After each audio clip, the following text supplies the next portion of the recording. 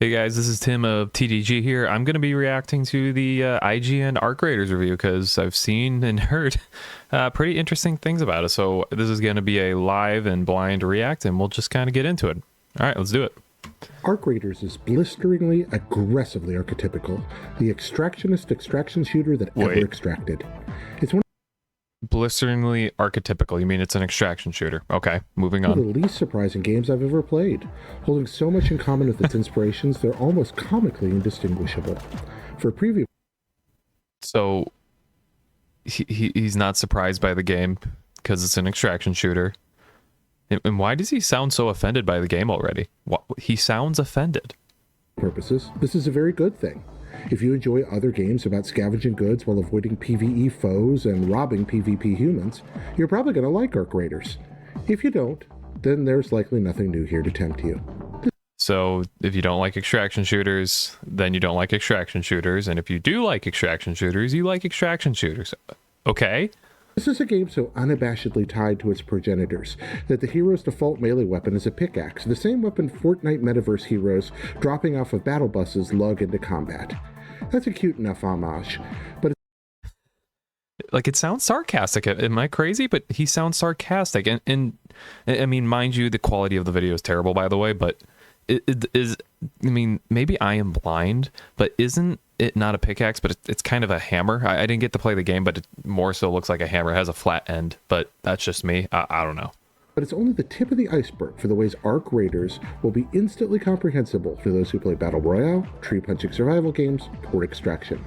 There's very little that feels truly original, but the components bolted together from other successful live service games click predictably and produce a satisfying result. So everything he said sounded so negative, and then he said it's a satisfying result.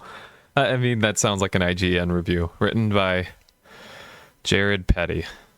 I hope that's a pseudonym or like a writer's name or something, because that's just too on brand right now. The goal each round is simple. Go to the surface and then get back underground alive with better loot than you started with.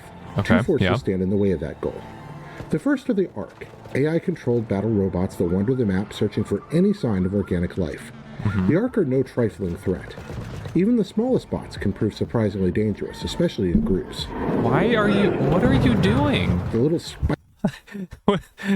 This has to be set up. He's sitting there swinging a hammer as a bot lights him on fire. Just shoot it. What are you doing? I mean, I guess it could... I mean, it can be a threat if your IQ is this low. What are you doing? I don't know. spider-like scurriers are downright upsetting for an arachnophobe like me, and the large crawlers do not mess around. Ark wander the map listening for the sounds of search or battle and swarm any humans they find. The Ark are especially the quality's awful. and there are plenty of subtle little traps set where clusters of different Ark with complementary abilities are placed near one another, sometimes hidden in indoor areas where one can literally trip into them. He looks like he's playing on mobile. More than once when I got overconfident around Ark. Was that One overconfidence? monstrosity literally... That's overconfidence. I don't know.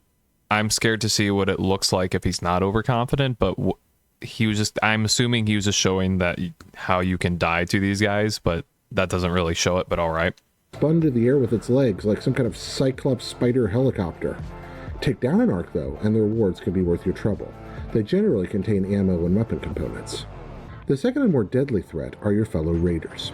If you choose to play Arc Raiders, you best enjoy watching your back, because to quote Casablanca, "This place is full of vultures, vultures everywhere." it's often more efficient to fall upon a fully loaded player who isn't paying attention than to risk a half hour of bracing open doors in a nearby warehouse, or to lurk near an extraction point. More so 10 seconds, not even though, but okay. Of course, every other raider is likely looking to do the same to you. Combat is competent enough to be satisfying. Competent enough to be satisfying. Like most other third-person avatars in modern shooters, with no real irregularities or surprises in the controls. Bullets mostly go where you want them to, depending on the capabilities of your chosen weapon, and melee attack power is substantial. Firearms feel right, SMGs are springy and difficult to control, assault rifles steady and heavy, sniper rifles punch like artillery. Playing in teams of 3 adds a bit of depth to the battle, as you and your companions can search and cover for each other much more systematically than is possible with a single raider. Firefights between teams develop a sense of strategy, as coordinating squads deploy flanking tactics and ambushes against groups of foes. Whether calling out directions, overhearing sounds, or covering all windows in a room, your 3-person squad will find plenty of tension waiting in most buildings. Cleverly designed maps draw the characters in. The most lucrative resource hubs are clearly marked, and players flock to the richest areas looking for food, or hover between the treasures and the extraction areas, waiting to dispossess the luckiest foragers of their well-won games. The environments are passable, with the usual collection of rusty warehouses, abandoned apartment buildings, and overgrown vacant lots you'll find in a lot of post-apocalyptic shooters. Everything is serviceable, but it all kind of feels like they gave Fortnite a coat of DayZ grime and moved on. How is this game even close to Fortnite or DayZ? Neither of these comparisons work. Why are we comparing an extraction shooter to a battle royale? And if I remember correctly, I've never played DayZ, but isn't that mostly green? Like, I don't understand where he's getting the DayZ from at all. It sounds like a stretch because I feel like it is a stretch. The fact that we're using Fortnite as a comparison tool is telling. It's a boring enough world that certainly took me out of any chance of getting into the lore, but I don't really think lore is the big draw here anyway. Arc Raiders is meatloaf without much plate presentation, but the meatloaf is tasty, if a little cold. Jared, what does this metaphor even mean? Please explain to me what you mean by the meatloaf being cold. Like, what? How does that compare, or how does that even flesh out in the game? Where is the meatloaf cold here? I don't get it. Every drawing cabinet is a potential source of wealth, crafting components, ammunition, shields, healing items, and weapons. Ammunition is properly segmented enough to keep you hungry as you scavenge and construct guns. Light, medium, heavy, and shotgun ammo variants are available early to locate in the overworld, craft in your lair, or purchase underground. Materials have the usual predictable levels of rarity corresponding to color, with certain colors granting you the ability to develop more useful or rare items. Looks A awful. single special pocket in your inventory allows you to keep one discovered item safe, even on the event of your death, so that you can haul your rarest finds home, even when you die. So, I mean, I feel like he's playing on mobile and he recorded this on a microwave. This is how it looks. I don't know about the rest of you, but this looks like this was recorded on a microwave somehow. This is IGN we're talking about. I think the YouTuber Luke reacted to it and he said the same thing. It's like, this was recorded apparently at 50 frames, and that doesn't translate well when you're downloading and uploading, but this literally looks like it was recorded on a microwave.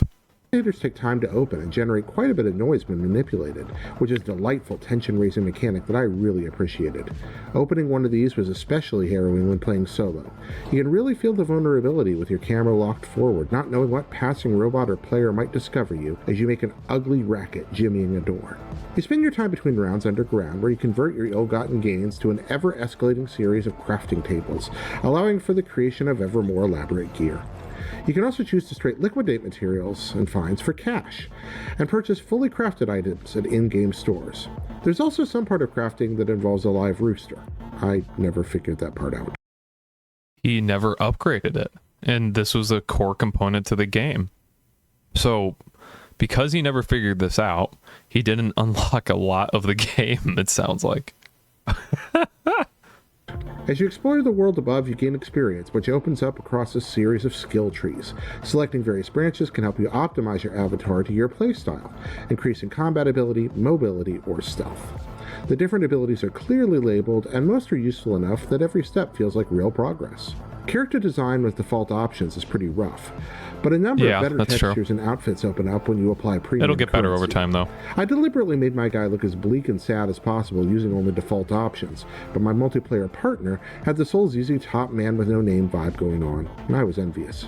Arc Raiders previews pretty well, perhaps because its design conservatism makes it so instantly familiar. There's nothing here to challenge what came before, but sometimes that's okay. I mean, I would disagree. We're allowed to have differing opinions, but this is going to challenge a lot of extraction shooters, specifically Tarkov. I think it's going to take from that player base 100%. I'm going to guess he's going to rate it a 7 out of 10 somehow with everything that has been said so far. Overall, the Arc Raiders loop seems pretty well tuned to satisfy. Make it to the surface to loot and kill, IGN. bring your goods and experience back underground to improve your abilities, head back up stronger to find stronger gear, and repeat. There are worse ways to spend an afternoon. For more previews of the biggest upcoming games, don't miss our latest hands-on looks at Dune, Awakening, and Marathon, and for everything else in the world of video games. Oh, they didn't even rate it. Oh, so they didn't rate it. Okay, I was wrong.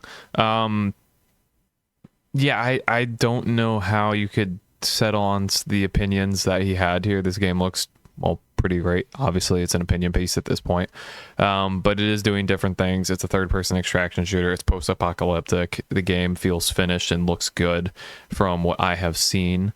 Again, have not played it, but that's the general public reaction, right? And that's kind of a good piece to go off of, at least. That was the IGNist of IGN reviews, without a doubt. I hope you guys enjoyed. Please let me know what your thoughts and comments are down below about Arc Raiders and how you feel about this review. But what are you most excited for in regards to Arc Raiders? And otherwise, please consider liking and subscribing if you enjoyed, and I will see you guys in the next one. Peace.